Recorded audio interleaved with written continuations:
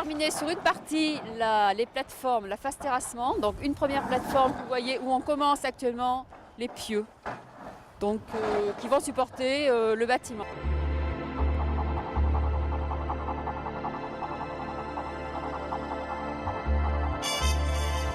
Un fort avec une tarière qui est creuse, d'où son nom. Une fois qu'on a fourré le pieu, on envoie du béton avec la pompe à béton qui se trouve là-bas.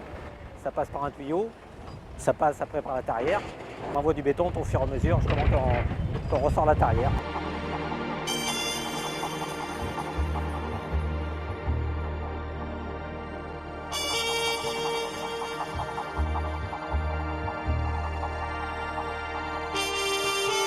Pour nous, le chantier, ça fait 40 ans qu'on attend qu'il soit lancé. Et pour nous, c'est un merveilleux cadeau. Ce chantier, c'est 350 000 heures de travail.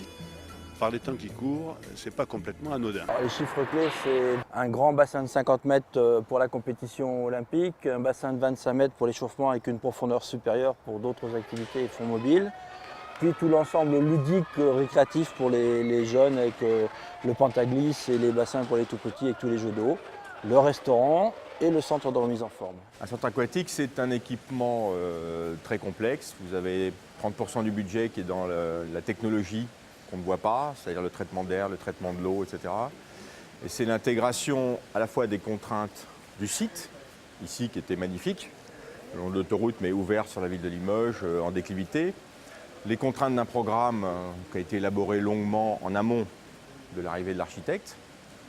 Et les contraintes inhérentes à une piscine qui nécessite d'avoir des matériaux qui ont une longue tenue dans le temps, dans une atmosphère humide, très chaud et avec un traitement d'air très particulier. Et c'est une intégration de toutes ces choses qui fait que chaque projet est très différent. Alors actuellement, on voit la zone détente avec les voiles périphériques arrondies et ce voile-là qui va être pareil l'extérieur d'un petit appendice. Alors en premier, la structure effectivement là-bas tout à fait au fond, c'est le niveau sous-sol -2. Donc toutes les parties qui sont en partie basse et y compris au milieu la structure du bassin le plus profond, 5 mètres.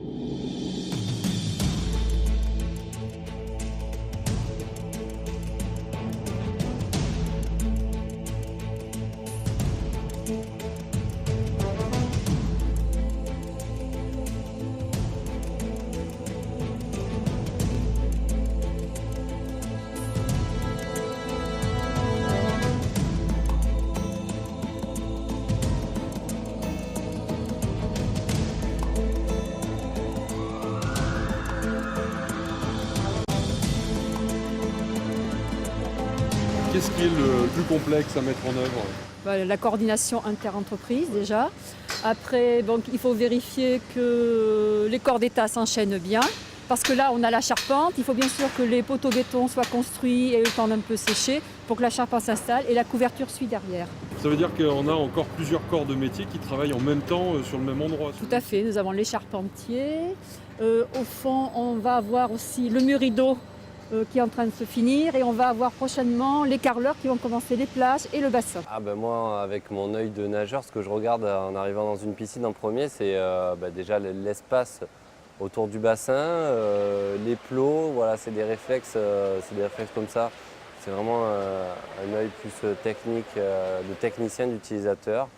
Tout ce qui est sens utilisation du bassin, donc sens de circulation, la profondeur. Ce qui m'intéresse, c'est aussi de savoir s'il y a un mur amovible au milieu du bassin pour pouvoir l'utiliser dans des configurations différentes, parce qu'un grand bassin de 50 mètres, c'est bien pour l'entraînement, mais on s'entraîne aussi dans des bassins de 25 mètres. Si on se réfère à l'historique du Limousin, j'espère que ce bassin va permettre au Limousin de revenir ce qu'il était, c'est-à-dire un fournisseur de champions. On va revenir bien évidemment à l'historique Claude Mannono, mais après à nos non moins historiques Cédric Pénicaud, Bruno Orsoni, ces gens-là qui ont représenté le Limousin aux Jeux Olympiques. Voilà, je pense que ce bassin va donner un essor nécessaire et suffisant, je l'espère en tout cas, pour revenir à ce niveau de pratique en Limousin. On a fait une de côté. On va avoir un super espace de musculation et tout, ça va être génial. Ouais. Très bien. Bon, on attend plus que les résultats alors. Ah oui, oui. Mais il y en aura, c'est sûr, avec ces bassins. Il y en aura.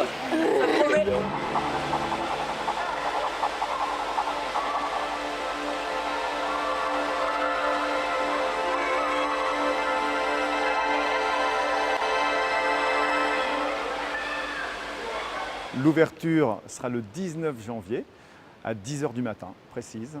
Possibilité de rentrer dans l'établissement et d'en profiter.